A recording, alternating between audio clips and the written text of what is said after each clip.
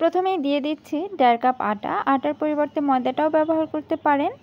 এরপরে দিয়ে দিচ্ছি সামান্য পরিমাণে লবণ, দিয়ে দিচ্ছি 1 টেবিল চামচ চিনি, হাফ টেবিল চামচ কালো জিরা আর 1 টেবিল চামচ দিয়ে দিচ্ছি সয়াবিন তেল।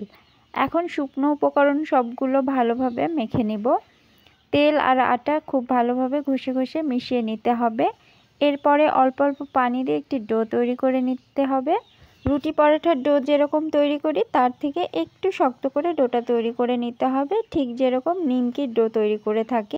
তো দেখুন ডোটা রেডি। এখন এটাকে রেস্টে রেখে দেব 10 মিনিট। এটাকে একপাশে রেখে দিচ্ছি। আমি আগে থেকে আলু সেদ্ধ করে রেখেছিলাম, এখানে 2টো আলু সেদ্ধ করেছি। আলুগুলোকে এখন ম্যাশ করে দিব। এমনভাবে ম্যাশ করতে হবে যেন আলুর মধ্যে বড় কোনো দলা না থেকে যায়। তো আলু ম্যাশ করা হয়ে গেছে। এর মধ্যে দিয়ে দিচ্ছি 2টো পেঁয়াজ কুচি, দিয়ে দিচ্ছি ধনিয়া পাতা কুচি, আরও দিচ্ছি কাঁচামরিচ কুচি, হাফ টেবিল চামচ দিচ্ছি চাট মশলা, হাফ টেবিল চামচ দিচ্ছি ভাজা জিরার গুঁড়া, সবশেষে দিয়ে দিচ্ছি স্বাদমতো লবণ। লবণ দেওয়ার পরে সব কিছু ভালোভাবে মেখে নিব। মেখে নেওয়া হয়ে গেলে এটাকে এখন একপাশে রেখে দিচ্ছি। আর আমি আগে থেকে যে একটি ডো রেস্টে রেখেছিলাম সেটা দেখুন 10 মিনিট পর কতটা সফট হয়ে গেছে। এখন এই ডো থেকে ছোট লেচি কেটে ছোট সাইজের রুটি তৈরি করে নিব, তবে রুটিগুলো একটু পাতলা সাইজে করে নিতে হবে। তো দেখুন আমি বেলে নিচ্ছি। রুটি থেকে একটু ছোট সাইজে করে নিতে হবে। এখন এর মধ্যে আলুর পুরটা দিয়ে দিচ্ছি। অর্ধেক রুটিতে আমি আলুর পুরটা দিয়ে এভাবে করে মুখটা আটকে দিচ্ছি ভাঁজ করে নেওয়ার পরে।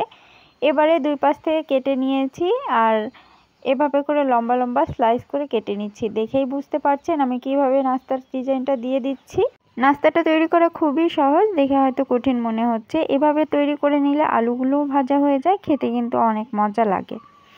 তো কেটে নেওয়া হয়ে গেছে। এখন আমি এই লম্বা স্লাইসগুলোকে মুড়িয়ে নিচ্ছি। তো দেখুন কিভাবে মুড়িয়ে নিচ্ছি, সবগুলোকে এভাবে করে মুড়িয়ে নিয়েছি। এবারে পুরো রোলটাকে এভাবে করে ঘুরিয়ে ঘুরিয়ে রোল তৈরি করে নিব।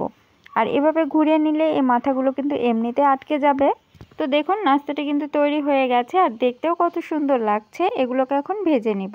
ভেজে নেওয়ার জন্য একটি প্যানে পর্যাপ্ত পরিমাণে তেল গরম করতে দিয়েছি। একেবারে গরম তেলে দেওয়া যাবে না, হালকা গরম হলেই দিয়ে দিতে হবে।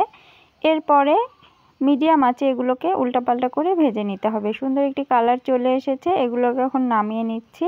দেখলেন তো কত সহজে নাস্তাগুলো তৈরি করে নেওয়া যায়। বাসায় অবশ্যই ট্রাই করে দেখতে পারেন, খুবই ভালো লাগে খেতে। তো আমার ভিডিও ভালো লেগে থাকলে চ্যানেলটি অবশ্যই সাবস্ক্রাইব করে দিবেন। যারা যারা ফেসবুক থেকে দেখছেন পেজটিতে একটি করে ফলো দিয়ে দিবেন। তো দেখুন একটি নাস্তা ভেঙে দেখাচ্ছি। আর আলু আর আটা একসাথে ভাজা হয়েছে, এজন্য নাস্তাগুলো কিন্তু অনেক মুচমুচেও ছিল, খেতেও অনেক মজার। আজ আর কথা বাড়াচ্ছি না, আজকের মতো এখানেই বিদায় নিচ্ছি। সবাই ভালো থাকবেন, সুস্থ থাকবেন। আল্লাহ হাফিজ।